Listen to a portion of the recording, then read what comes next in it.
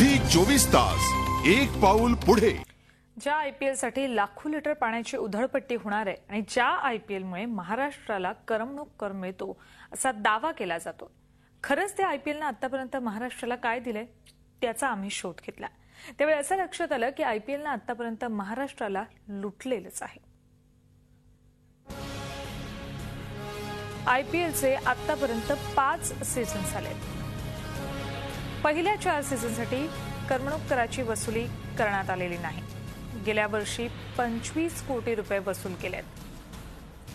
नवी मुंबईतील सामन्यांच्या सुरक्षेचे 4 कोटी 50 लाख रुपये येणं बाकी आहे। नागपूरचे 2 कोटी येणंही बाकी आहे।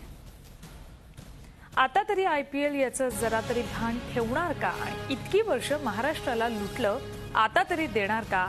हाच खरा प्रश्न आहे। झी 24 तास एक पाऊल पुढे।